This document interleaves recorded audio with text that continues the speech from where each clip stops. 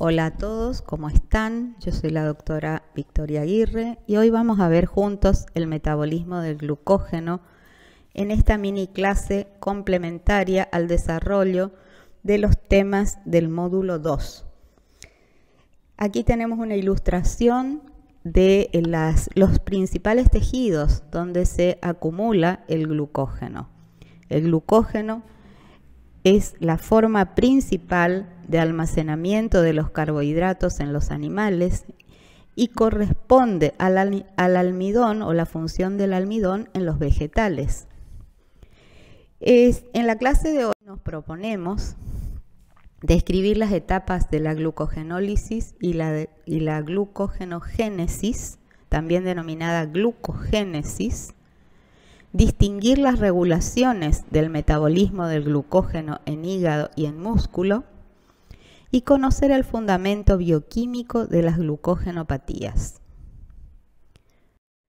Vamos a recordar que el glucógeno se presenta en gránulos muy compactos, fotografiables, pueden llegar a tener 35 nanómetros de diámetro y están rodeados estos polisacáridos, homopolisacáridos altamente ramificados, con las enzimas encargadas de su metabolismo.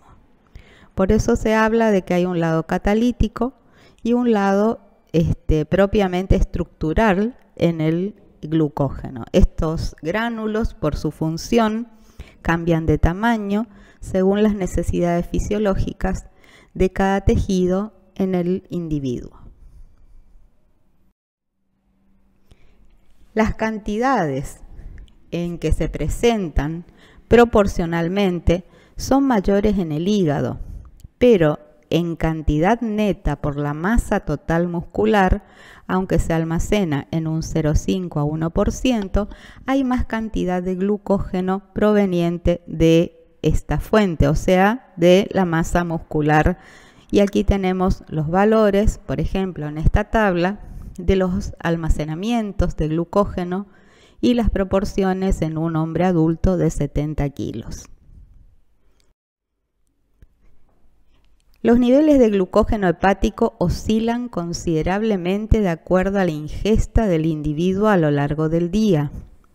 Si vemos en el periodo postprandial, es decir, después de comer, se presentan importantes picos que corresponden a los periodos de glucogenogénesis, es decir, de acumulación o síntesis de glucógeno, y este se va degradando hasta bajando considerablemente entre los periodos de interingesta, especialmente entre la cena y el próximo desayuno.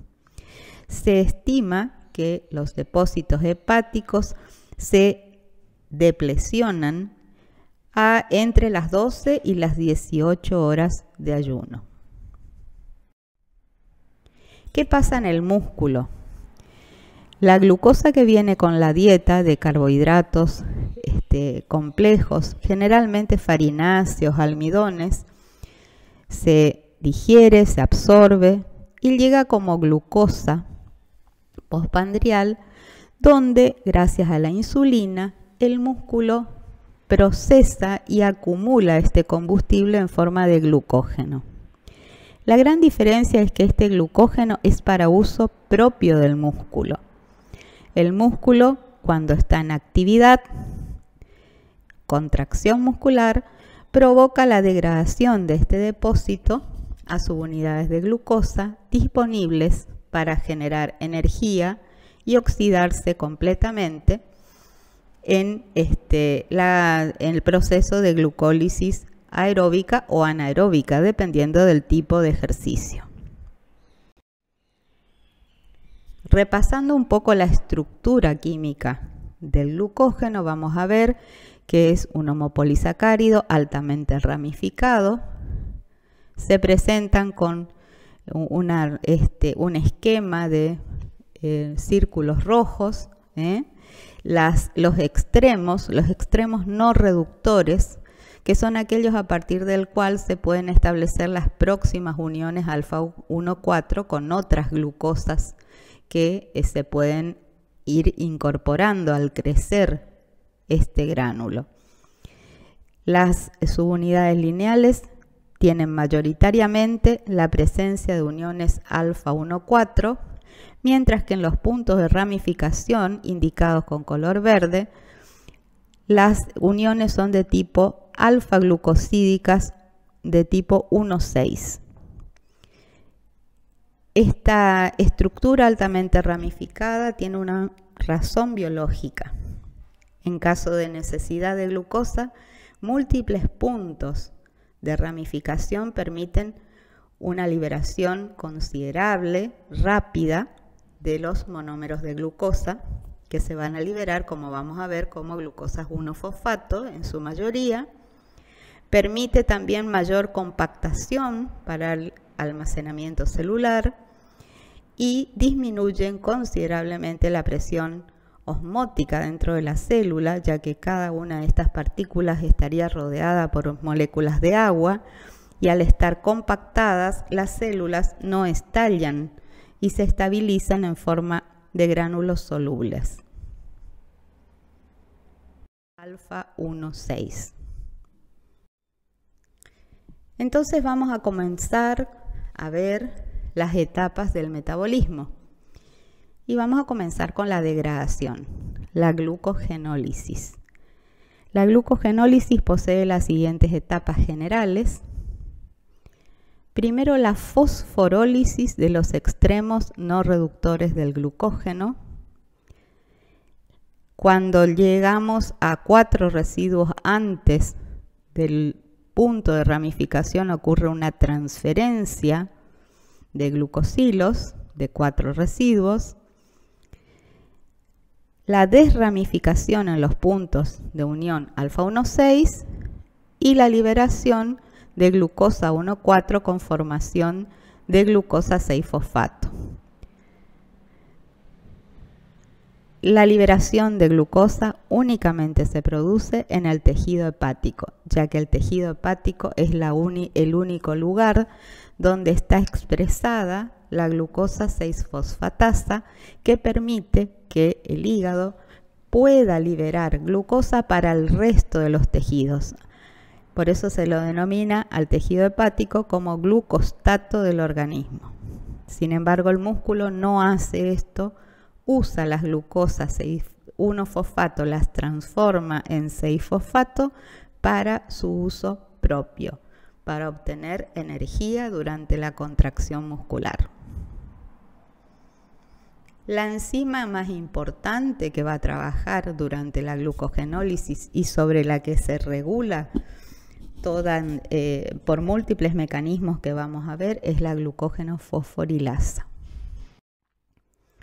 La glucógeno fosforilasa cataliza la fosforólisis del glucógeno, aquí representado como una cola de N residuos, y el ingreso de un anión ortofosfato, que se lo resume como fósforo inorgánico o fosfato inorgánico, provoca la ruptura del último extremo, la liberación, por lo tanto, de glucosa 1-fosfato y queda como remanente el glucógeno con un residuo menos. Aquí tenemos la misma reacción ilustrada con sus estructuras químicas y como vemos en posición 1 se libera la glucosa 1-fosfato y me queda un nuevo extremo no reductor donde la enzima, como toda enzima, al no consumirse en la reacción, puede volver a trabajar y puede volver a liberar más monómeros de glucosa 1-fosfato. Cada vez va quedando más corta la cadena y acá ilustrados con triángulos rojos vamos a ver que las liberaciones se van a producir una a una hasta que tengamos un residuo de 4 subunidades. Allí la glucógeno fosforilasa ya no va a poder trabajar por razones estéricas. Entonces va a trabajar una enzima que se la llama desramificante, pero que en realidad posee 2 sitios catalíticos independientes y provoca la transferencia de 3 residuos de glucosa de una dextrina límite, es decir, de una estructura donde ya no pudo trabajar la glucógeno fosforilasa, hacia el extremo de otra cadena. Por lo tanto, esa transferencia la hace la enzima desramificante con el sitio catalítico de la transferasa o alfa-1,4 glucantransferasa, y soluciona el punto de ramificación con su actividad catalítica de alfa-1,6 glucosidasa. Esta alfa-1,6 glucosidasa libera, pero ya no por fosforólisis, sino por hidrólisis, la unión del punto alfa-1,6. Por eso es que se dice que hay más del 80% de residuos de glucógeno que se van aportando glucosa 1-fosfato como monómeros liberados tras las reacciones de la glucogenólisis, y en proporción hay mucho menos de glucosa libre liberada desde estos puntos. Vamos a ilustrar esto y lo van a entender. Aquí tenemos 4 residuos como triangulitos en rojo en una dextrina límite, ¿sí? En punto hasta que llega a trabajar la fosforilasa y tiene que solucionar la desramificante. Con su acción de transferasa transfiere 3 a un extremo con uniones alfa-1,4. Por eso la llamamos glucan alfa-1,4 transferasa. Queda solito el punto de ramificación, y este punto de ramificación, la propia enzima con su otro sitio catalítico lo libera como glucosa libre. Ahora bien, ya no es una fosforólisis como les comenté, sino una hidrólisis con ingreso de una molécula de agua.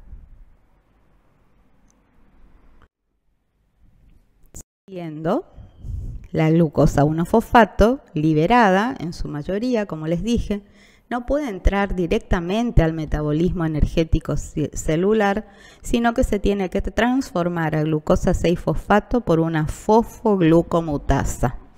Y dependiendo si está en hígado o en músculo, el camino va a ser diferente.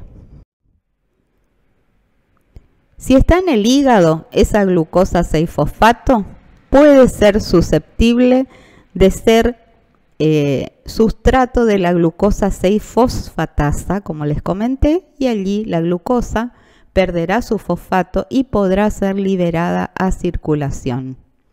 Esto ocurre cuando estamos en situación de hipoglucemia bajo el efecto del glucagón y también en hipoglucemias extremas con adrenalina. También se puede producir este fenómeno en el hígado bajo la acción de situaciones de alto estrés, y allí puede trabajar la adrenalina únicamente con sus receptores de tipo beta o alfa adrenérgicos. Ya lo vamos a ver mejor, pero como concepto general, el hígado es el único órgano que puede liberar glucosa a circulación. En el músculo es totalmente diferente. La glucosa 6-fosfato obligatoriamente tiene que ser usada dentro del propio tejido y entrar a la vía glicolítica para transformarse a piruvato, o si el ejercicio es de tipo intenso y corto, sufrir glucólisis anaeróbica. Su finalidad total es obtener energía para la contracción. Aquí tenemos una visión global de la degradación del glucógeno con todas las ilustraciones para que ustedes tengan un repaso general. La acción de la fosforilasa, de la desramificante con sus catálisis de transferasa y de alfa-1,6 glucosidasa. La glucogenogénesis es totalmente diferente. Es el anabolismo o síntesis de una partícula o una molécula de glucógeno. Y acá partimos de subunidades más pequeñas y vamos a transformarlas y vamos a complejizar su estructura a a un polímero altamente ramificado de mayor peso molecular. Por lo tanto, como todo anabolismo, requerirá de inversión energética. De nuevo, vamos a mencionar las etapas. En este caso vamos a fosforilar la glucosa, la vamos a isomerizar desde su ingreso, desde glucosa 6-fosfato a glucosa 1-fosfato. Vamos a activar esta glucosa, la vamos a preparar energéticamente para unirla a un polímero preformado. Vamos a adicionarla con uniones alfa 1,4 y vamos a generar ramificaciones en puntos con uniones alfa 1,6 glucosídicas. ¿Qué tejidos van a hacer estos? En este caso, la glucogenogénesis se va a producir tanto en hígado como en músculo bajo la acción de la insulina. Vamos a tener, por lo tanto, que partir de una situación de alta cantidad de glucosa circulante, la vamos a captar con hexoquinasa o glucoquinasa, dependiendo del tejido. La glucosa 6-fosfato deberá isomerizarse a glucosa 1-fosfato y esta prepararse energéticamente, es decir, como que se sube a un carrito molecular que la lleva consigo la energía de unión. Y esto se denomina la UDP-glucosa. La glucosa 1-fosfato es sustrato de la glucosa 1-fosfato uridiltransferasa. Aquí invertimos mucha energía, ¿sí? Porque liberamos un pirofosfato. Y esta UDP-glucosa va a ser capaz de ir colocando con uniones covalentes y alargando el polímero desde cada punto con uniones alfa 1,4 o generando ramificaciones alfa 1,6. Aquí tenemos la estructura química de lo descripto y vemos que la glucosa 1-fosfato se une a un nucleótido trifosfato de uracilo. Por ser un nucleótido trifosfato tiene dos grupos fosfatos de alta transferencia de energía libre de Gibbs y al cortarse liberan pirofosfato y esa es la fuerza impulsora donde este carrito molecular energizado puede llegar a un gran polímero y formar una nueva unión covalente. Entonces, la UDP-glucosa se forma a partir de glucosa 1-fosfato, se libera pirofosfato, que posteriormente es hidrolizado a dos grupos ortofosfato. La reacción neta es esta, es la energización o la preparación de los monómeros y este monómero es impulsado por este costo energético inicial y se prepara para la unión al glucógeno preformado.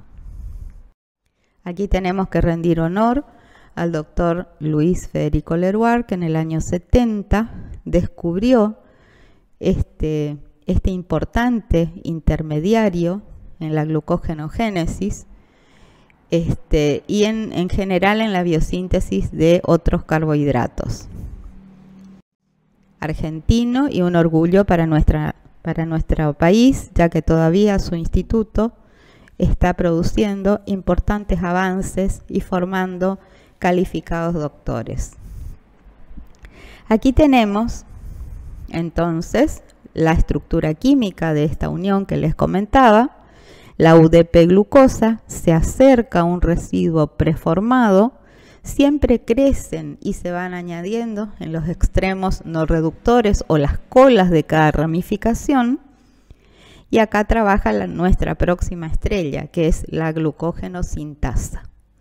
La glucógenosintasa desprende de la UDP-glucosa al UDP y como les dije, la inversión inicial estaba en la fuerza impulsora de la obtención del pirofosfato, entonces hace más fácil la unión covalente con el crecimiento de un residuo más de glucosa en el extremo por unión alfa 1,4.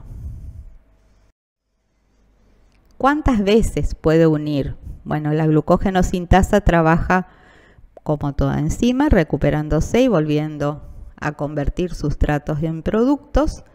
Puede unir hasta 7 UDP glucosas en una molécula preformada de glucógeno hasta que ya no puede trabajar, también por razones estéricas.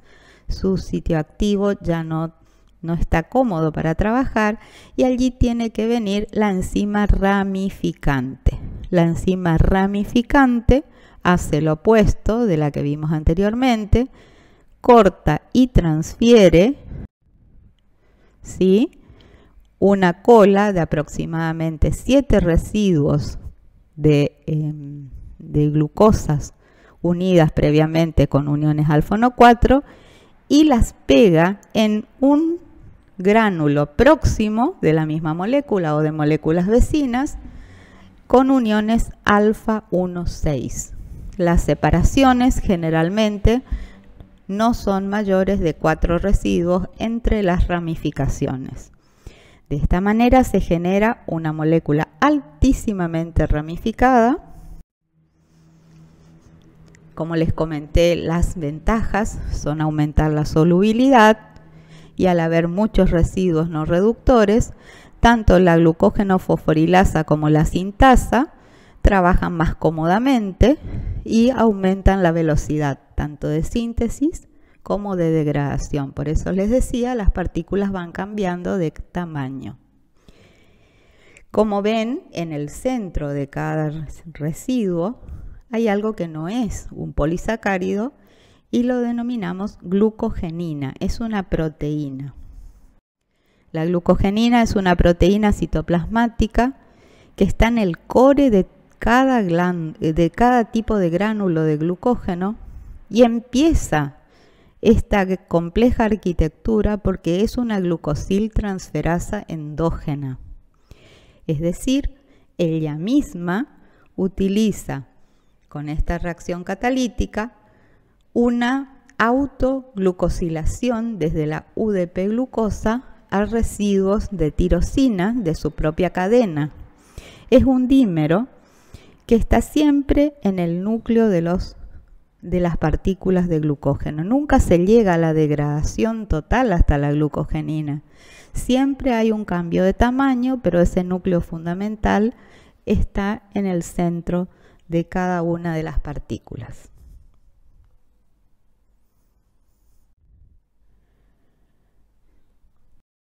Muy bien, ya hemos visto entonces la glucogenólisis y la glucogenogénesis y vimos que se pueden dar en estos dos tejidos: músculo para generar unidades de glucosa para obtener energía a partir de la oxidación de la glucosa 6-fosfato liberada en el propio tejido para la contracción muscular, y en el hígado, donde el glucógeno va cambiando fundamentalmente entre ingesta e ingesta y sirve no solo para sus funciones energéticas, sino también para generar glucosa libre disponible en otros tejidos. Vamos a ver la regulación del metabolismo del glucógeno. Cada uno de estos tejidos va a tener sus particularidades. Las regulaciones de la síntesis y degradación del glucógeno son alostéricas y covalentes, pero las covalentes dependen siempre de acciones hormonales o la mayoría de las veces. Un concepto importante que tienen que tener es que las regulaciones son recíprocas. Cuando se estimula la glucogenólisis, se inhibe la glucogenogénesis y viceversa. No ocurren las dos cosas a la vez. Y los mecanismos de control no conservan las mismas enzimas, es decir, que no son vías reversibles. Son dos vías separadas, pero que se coordinan recíprocamente. ¿qué hormonas van a trabajar en el hígado? Bueno, dijimos que el hígado durante la glucogenólisis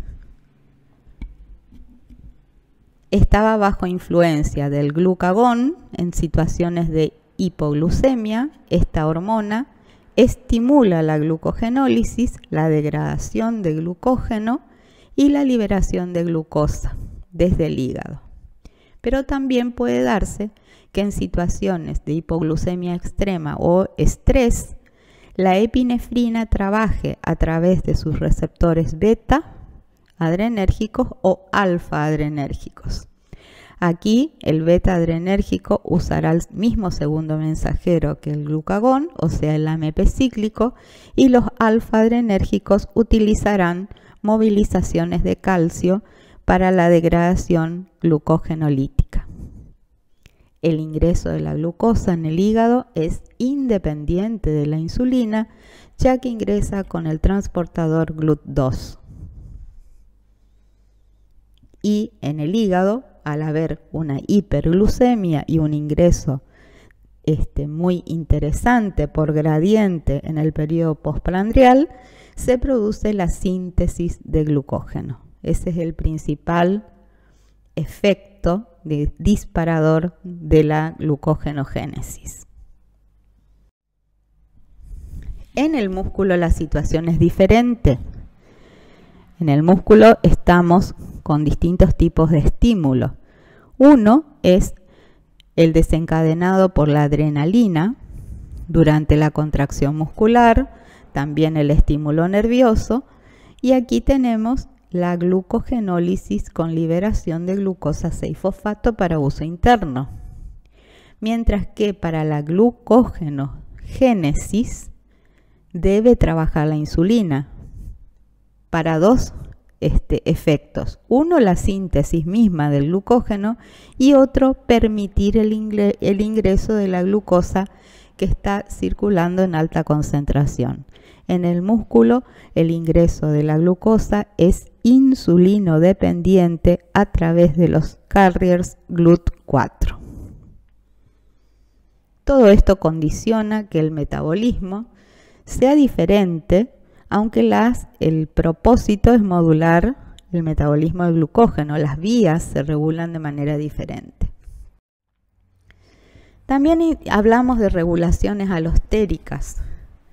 En general, las formas activas de estas enzimas reguladoras, la glucógeno fosforilasa y la glucógeno sintasa, son poco dependientes de los factores alostéricos, mientras que las formas menos activas o de tipo B son más dependientes de los factores alostéricos. En la glucogenólisis, en el músculo, los efectores alostéricos positivos son el AMP o adenosín monofosfato y el calcio. En el hígado, los moduladores alostéricos negativos son la ATP, la glucosa y también la glucosa 6-fosfato. Y para la glucogenogénesis, el modulador alostérico positivo es la glucosa 6-fosfato. Algunas cuestiones de nomenclatura me gustaría repasar. Las formas de las sintasas y de las fosforilasas del glucógeno tienen una nomenclatura particular. Se las denomina B a las inactivas de la glucógeno fosforilasa, que al fosforilarse se activan, mientras que la glucógeno sintasa o A activa está desfosforilada y por el contrario, al fosforilarse se inactivan. Este es un concepto fundamental en la regulación recíproca de ambas vías. La glucógeno fosforilasa se presenta como dímeros de subunidades idénticas. Su sitio catalítico tiene fosfato de piridoxal como grupo prostético. Tienen sitios muy particulares o dominios, uno de unión al glucógeno, otros de uniones a efectores alostéricos. Sitios de fosforilaciones importantes, la fosforilasa A generalmente está fosforilada y activa, y la fosforilasa, como les dije, la B, está inactiva desfosforilada. También existen condiciones que se denominan de estado tenso y relajado en esta enzima, y depende su predisposición a transformarse de B a A, la presencia o no de ciertos reguladores alostéricos. En conclusión, la glucógeno fosforilasa predispuestas o no a la activación si hay efectores alostéricos presentes, la glucosa, el ATP, el AMP, como les he dicho. Pero siempre la fosforilación la activa.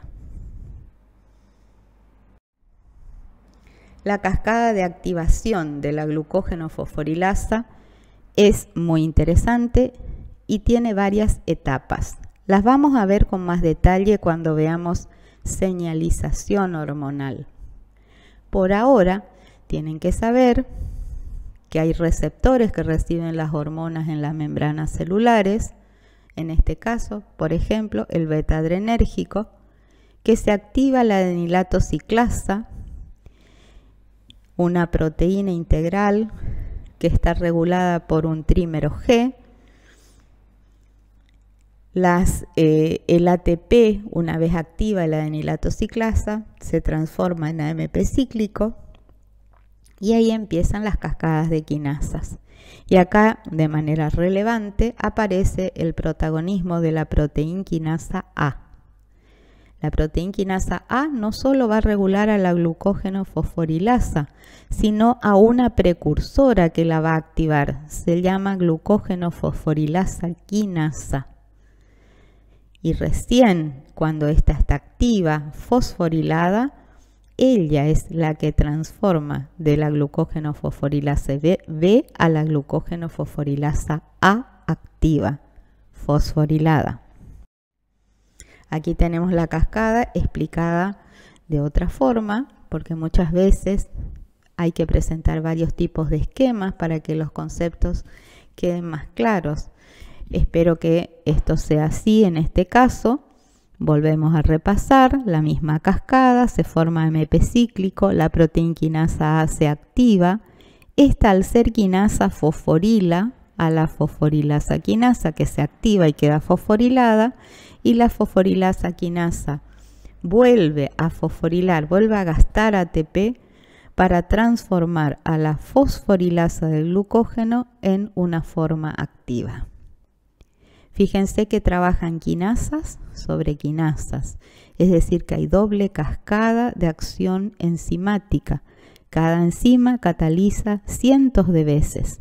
Entonces, una sola hormona que impacta y se une a su receptor puede provocar una gran multiplicación de la señal biológica dentro de la célula, y por lo tanto que ese gránulo de glucógeno finalmente sea roto, sea degradado por muchísimas fosforilasas que están en el citoplasma y empiezan a romper cada uno de los extremos no reductores. Aquí también vemos lo que les había comentado. Si seguimos el mismo circuito, el glucagón en el hígado, y lo mismo que la epinefrina con receptores beta, formarán la proteína quinasa A activa, pero a la vez que en la mitad izquierda del diagrama lo van a ver, la fosforilasa quinasa se va a activar, ¿sí? Y esta fosforilasa quinasa activará a una glucógeno fosforilasa, como les comenté anteriormente. Pero en la reacción número 5, si ustedes ven, la misma proteína quinasa A fosforila e inactiva a la glucógeno sintetasa. Y acá tenemos el ejemplo claro de que una misma señal que activa una vía puede inactivar la otra de manera covalente.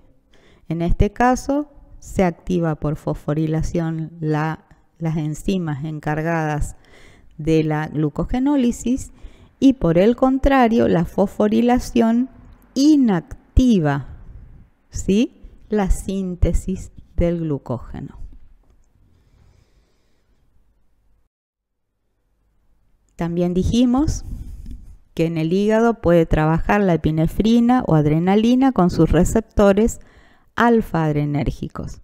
Acá la cascada la vamos a estudiar después, pero les adelanto que acá no depende de AMP cíclico, sino de la liberación de calcio de los depósitos del retículo endoplásmico y la generación de otro tipo de segundos mensajeros que derivan del inositol trifosfato.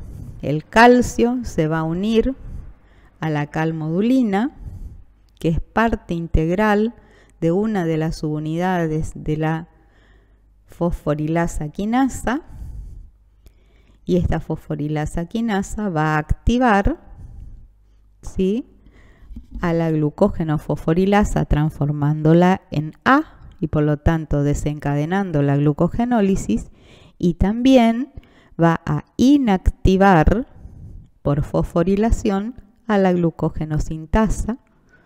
Por lo tanto, se va a ver este mismo tipo de doble control recíproco, pero con otro mensajero. Siempre hay una quinasa involucrada y en este caso, en los alfa-adrenérgicos, tenemos una calmodulina dependiente, que es una quinasa diferente a la que vimos anteriormente con los receptores beta. La glucógeno fosforilasa quinasa también en el músculo es importante, ya que el propio impulso nervioso o la contracción muscular puede provocar liberación de depósitos de calcio del retículo sarcoplásmico, preparar a una de las subunidades, que es la delta, con unión de cationes calcio, y favorecer la fosforilación desde la fosforilasa B a la A. Quiere decir que el calcio es un modulador alostérico importantísimo durante la contracción muscular para la activación completa de la fosforilasa muscular y por lo tanto de la glucogenólisis. Si volvemos a considerar el músculo, vamos a ver que tenemos varios mecanismos de activación de la glucógeno muscular, de la fosforilasa, muscular durante el ejercicio. Se inicia por la contracción muscular, impulsos nerviosos y adrenalina.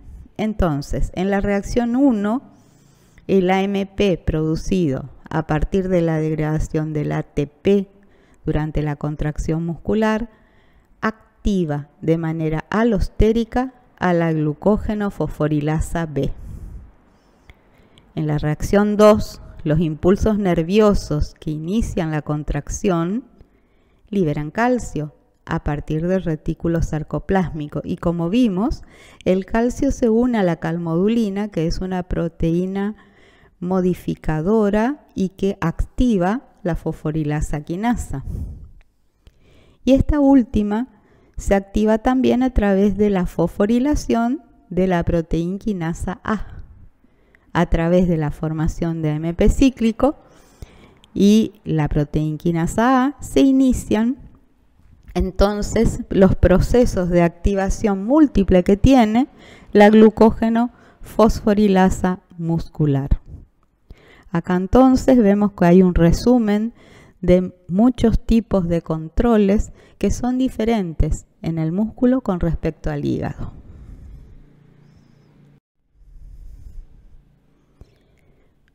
Bueno, en este gráfico les voy a pedir que detengan un poquito, lo miren y se centren en la proteína quinasa A y todas las flechas que están saliendo de ella. Fíjense, la proteína quinasa A cuando se activa y se genera a través de la generación del AMP cíclico en el hígado por la llegada de glucagón o adrenalina, hace 3 importantes cosas.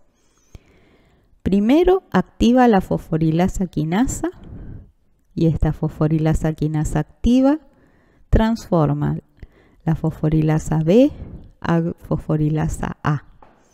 En este gráfico están ilustrados todos los moduladores alostéricos también que están ayudando a esta modificación covalente activa definitiva. Vemos la otra flecha que parte de la proteína quinasa A y que impacta en la fosforilación de la glucógeno sintasa, que está activa, pero al fosforilarse se inactiva.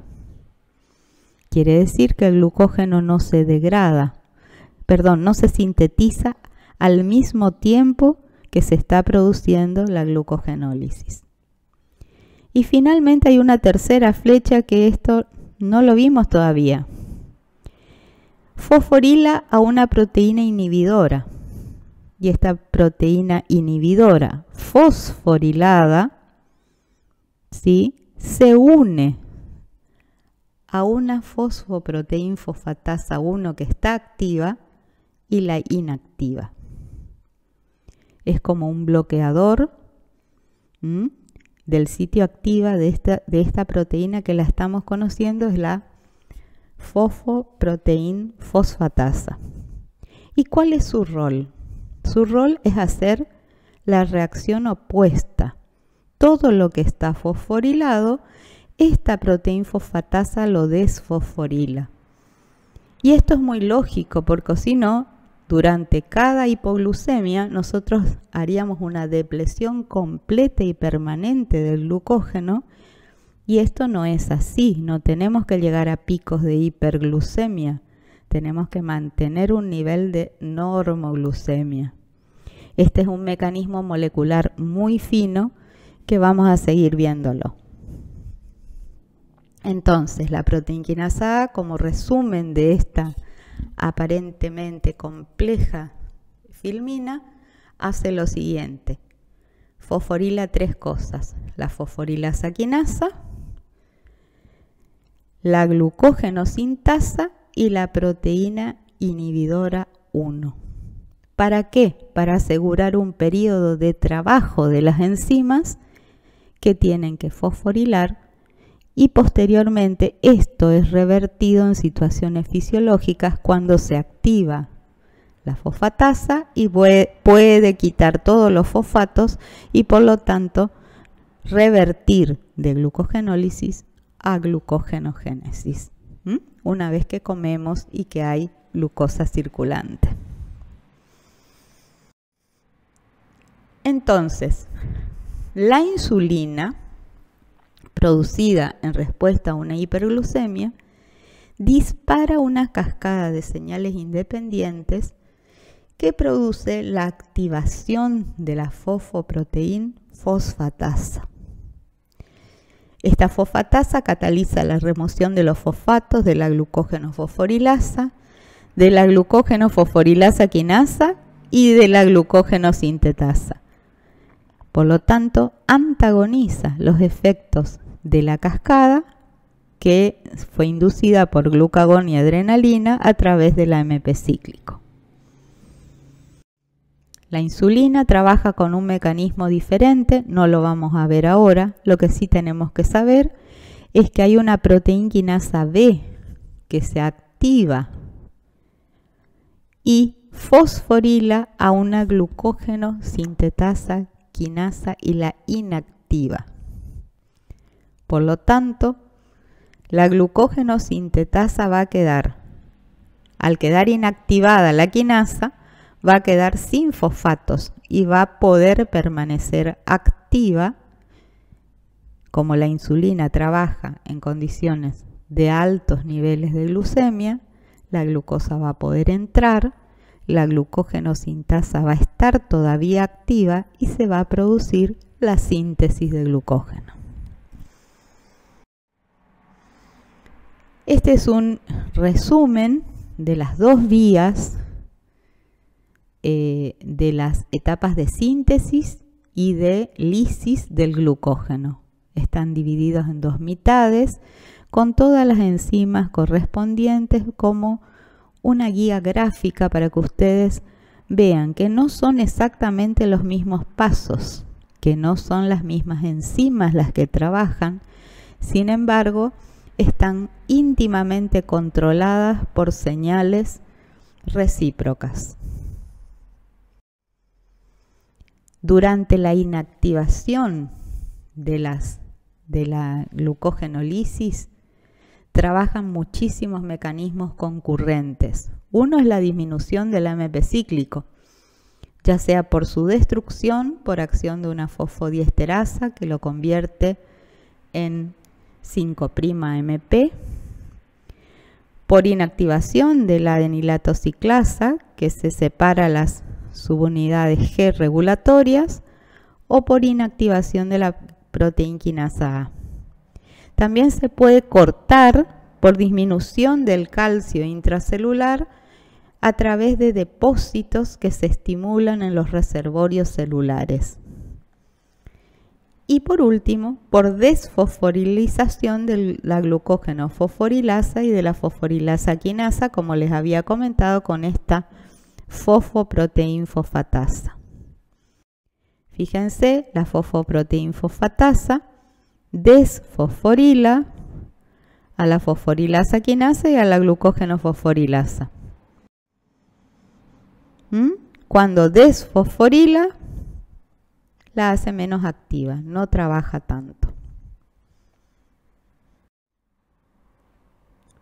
El AMP cíclico fosforila a la proteína inhibidora de esta fosfatasa. Entonces, cuando está inhibida en su sitio activo, que es la imagen superior, la fosfatasa no trabaja. Es decir, deja fosforilado unos milisegundos a todo el sistema y entonces hay glucogenólisis.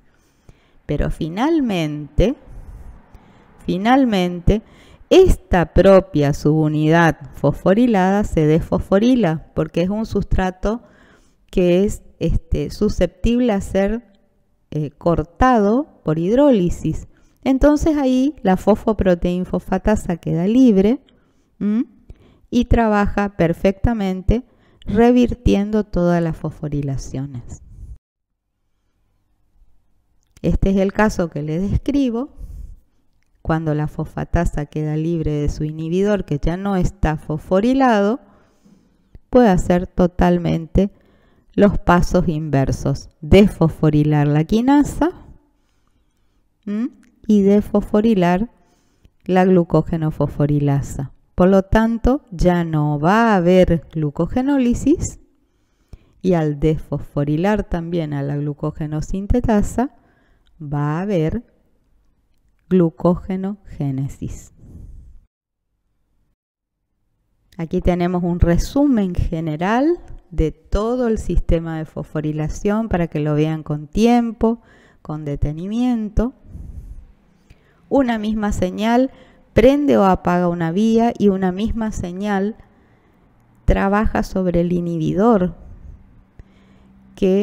y sobre las fosfatasas que hacen las modificaciones covalentes desde el lado de la regulación inversa. Finalmente vamos a ver los fundamentos de las glucogenopatías. Se llaman glucogenosis.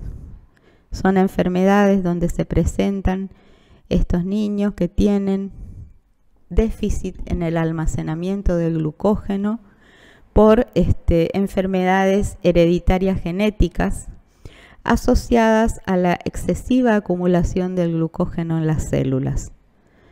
Se pueden presentar en una forma más moderada o en formas graves, incompatibles con la vida, y están clasificadas con números romanos. Se conocen hasta 10 glucogenopatías. Generalmente se pueden presentar, y estas son las más frecuentes, las de tipo 1, enfermedad de von Gierke, con hipoglucemia, hepatomegalia. Puede haber disfunción hepática y muerte temprana cuando estamos considerando la enfermedad de Andersen, por ejemplo. La enfermedad de McArdle implica problemas en la glucógeno fosforilasa muscular, que es diferente a la glucógeno fosforilasa hepática, y acá a lo mejor no se ve tanto de hepatomegalia, pero sí calambres musculares con el ejercicio, o en el caso de la enfermedad de tipo 7, la incapacidad de realizar ejercicios físicos. Con esto vamos terminando esta microclase. Les dejo como inquietud ir al libro. Les recomiendo Harper, Marx o Boet para poder leer con mayor atención las regulaciones, y estamos también dispuestos a contestar preguntas en el foro. Les doy las gracias por la atención y les recuerdo que el glucógeno no solo es importante como reserva de los combustibles durante la realización de un ejercicio físico para el propio músculo, sino que también es importantísimo para los periodos interingesta y que los niveles de glucemia se mantengan dentro de la normalidad o de los rangos normales, ya que cada tejido está, como hemos visto, preciosa y delicadamente controlado a nivel molecular para garantizar estas funciones. Muchas gracias y nos vemos la próxima.